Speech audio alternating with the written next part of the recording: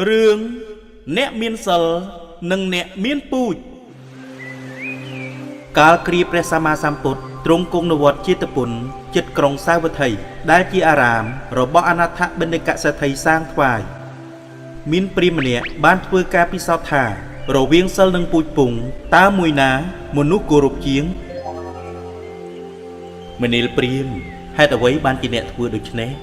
បបិទ្ធព្រះអង្គដ៏ចម្រើនខ្ញុំព្រះករុណាធ្វើនេះគឺដើម្បីពិសោធន៍មើលថាតើរវាងសិលនិងពូជពង្សមួយណាដែលមនុស្សគោរពជាងប្រពៃណាព្រាហ្មណ៍ក្នុងជាតិកន្លងទៅហើយតថាគតក៏ធ្លាប់បានពិសោធន៍បែបនេះដែរបើដូច្នេះសូមព្រះអង្គមេត្តាសម្ដែងចែកទានដើម្បីបានជាទីកើតឡើងនៃបញ្ញាដល់ខ្ញុំព្រះករុណាផងណ៎ហើយព្រាហ្មណ៍ចូលអ្នកត្រង់ត្រាប់ស្ដាប់ដោយយកចិត្តទុកដាក់ចុះក្នុងការកន្លងទៅហើយ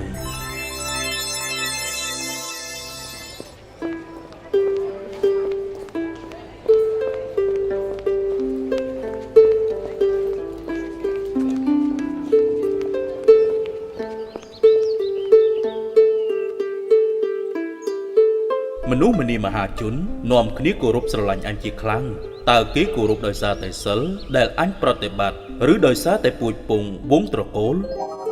អញត្រូវតែពិសោធន៍មើលឲ្យដឹងថាតើមនុស្សគោរពអ្នកមានសិលឬអ្នកមានពូជពង្សវង្សត្រកូលល្អកាលបុរាហិតកើតចិត្តនឹងសង្ស័យថាការដែលមហាជនគោរពជឿជាក់មកលើខ្លួនបែបនេះតើមកពីសិលឬព្រោះតែពូជពង្សវង្សត្រកូលទើបសាកពិសោធន៍មើលដោយចូលទៅយកសម្បត្តិពីក្នុងឃ្លាំងព្រះរាជទ្រព្យមកមួយក្តាប់ណែសំឡាញ់ឯងមើលណលោកបរោហិតមកយកព្រះរាជទ្រព្យហើយអូតាមពិតលោកបរោហិតគឺជាអ្នកកាន់សិលយ៉ាងតឹងរឹងខ្ជាប់ខ្ជួនណាស់មិនជាបញ្ហាអ្វីទេត្រូវហើយគ្នាក៏គិតថាលោកយកនេះប្រហែលជាមានហេតុផលអ្វីម្យ៉ាងហើយបើសម្លាញ់ទាំងពីរថាដូច្នេះហើយគ្នាក៏មិនមានយោបល់អ្វីដែរអញ្ចឹងតែក្រោយមកលោកបរោហិតក៏មកយកថែម2-3ដងទៀតទើបពួកមន្ត្រីប្រចាំការគិតថា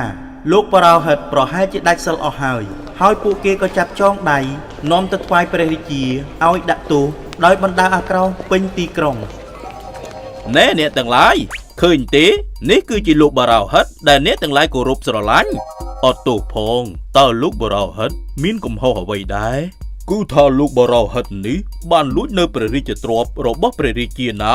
បរោហិតនេះធ្លាប់តែមានសិលពេលនេះបានដាច់សិលអស់ហើយដូច្នេះយើងនឹងនាំទៅថ្វាយព្រះរាជាឲ្យកាត់ទោសជាក់ស្ដែងនៅតាមផ្លូវលោកបរោហិតបានឃើញគ្រូចាប់ពស់យកមកចន្លោះលេងយ៉ាងក្អាកក្អាយក៏ពោលពាក្យដាស់តឿនប៉ុន្តែគ្រូពស់មិនចាប់អារម្មណ៍នឹងសម្ដីបរោហិតទេអ្នកមិនគួរណាទុកចិត្តពស់បែបនេះទេប្រយ័ត្នមានគ្រោះថ្នាក់អ្នកគឺជាចោរតើយើងគួរជឿតាមសម្ដីអ្នកដែរឬទេពស់នេះជាពស់មានសិលហេតុនេះវាពិតជាមិនចឹកយើងទេពេលមន្ត្រីនាំខ្លួនទៅគាល់ព្រះរាជាព្រះអង្គក៏បញ្ជាឲ្យដាក់ទោសភ្លាមទើបបរោហិតជឿថាការប្រតិបត្តិសិលគឺជាអ្វីដែលមនុស្សគោរពជាងពូជពង្សវង្សត្រកូលទោះបីជាអញមានពូជពង្សល្អខ្ពង់ខ្ពស់ក៏នៅត្រូវដាក់ទោសដោយសារតែការធ្វើខុសផងដែររីឯសត្វពស់ដែលមានត្រកូលថោកទាបតែមានសិលវាក៏ទទួលបានការសរសើរនិងជឿជាក់បបិទ្ធព្រះអង្គដ៏ចម្រើនការដែលទូលបង្គំធ្វើបែបនេះគឺដោយសារតែចង់ដឹងថារវាងសិលនិងពូជពង្សវង្សត្រកូលតើមួយណាមនុស្សគោរពជាងឥឡូវនេះទូលបង្គំដឹងហើយថាសិលគឺជាអ្វីដែលល្អប្រសើរបំផុតណ៎ហើយបរោហិតអ្វីត្បិតរឿងនេះគឺជាការពិសោធន៍ពិតមែនប៉ុន្តែក៏ចាត់ទុកថាខុសទៅហើយដូច្នេះការជាប់ពិន័យត្រូវតែមានយើងដកអ្នកចេញពីតំណែងជាបរោហិតចុះពេលទទួលការដាក់ទោសចប់សពគ្រប់ហើយបរោហិតនោះក៏ចេញទៅបួសជាឥសីលុះអស់ព្រះជន្មាយុទៅអ្នកដែលគេទទួលស្គាល់ថាជាអ្នកមានសិលអ្នកនោះមានឈ្មោះថាជាអ្នកដែលល្អប្រសើរបំផុតសិលរមែងជាទីពឹងនៃជនទាំងឡាយហើយវាមានក្លិនក្រអូបផ្សាយទៅកាន់ទីបញ្ច្រាស់ខ្យល់